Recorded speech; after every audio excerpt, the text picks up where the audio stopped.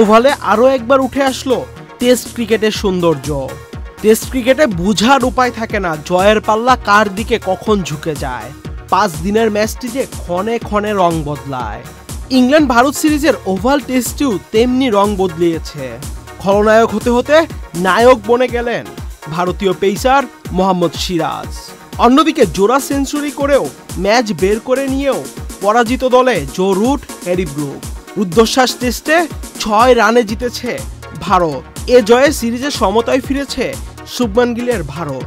James Anderson, Sachin Tendulkar ট্রফির 5 ম্যাচের সিরিজটি ড্র হয়েছে 2-2-এ। শেষ দিনে নাটকীয় কিছুর অপেক্ষায় ছিল ওভালের দর্শকরা।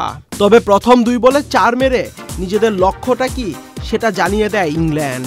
প্রসিদ্ধ কৃষ্ণাকে টানা 2-4 মেরে স্বাগতিকদের দারুণ সূচনা এনে দেন জেমি ওভারটন। বান্ডেল থাকলে প্রতি সেনমানিতে টাকা বাঁচবে। বিকাশ সেনমানি বান্ডেল কিনে জিতুন প্রতি লেনদেনে। অবশ্য ভারতও ছেড়ে কথা বলেনি। পঞ্চম দিনের দ্বিতীয় ওভারে বোলিংয়ে এসে ইংল্যান্ডের শেষ স্বীকৃত ব্যাটার জেমি স্মিথকে উইকেট রক্ষক ধ্রুব জুরেলের হাতে ক্যাচ বানান মোহাম্মদ সিরাজ। ম্যাচ জমতে থাকে আর ম্যাচ জমানোর কারিগর যে মোহাম্মদ সিরাজ। দিনের প্রথম উইকেট নেওয়ার পর দ্বিতীয় উইকেটটিও তিনি নিয়েছেন। সেই রেস কাটতে না কাটতেই ইংল্যান্ডের নবম উইকেট তুলে নেন কৃষ্ণা। জশ টাংকে দুর্দান্ত এক ইয়র্কারে বোল্ড আউট করেন, যে কারণে দলকে উদ্ধার করতে ভাঙা হাত নিয়ে মাঠে নামতে হয় ক্রিস ওকসকে। শেষ উইকেটে সমীকরণ দাঁড়ায় 17 রানের। জয়ের জন্য যখন প্রয়োজন 7 রান, ঠিক তখন দারুণ এক ইয়র্কারে স্টাম্প উপড়ে ফেলেন সিরাজ। তাতে খলনায়ক থেকে নায়ক বনে যান ভারতীয় এই পেসার। ক্যাচ মিসের প্রায়শ্চিত্ত করে তুলে নেন 5 উইকেট।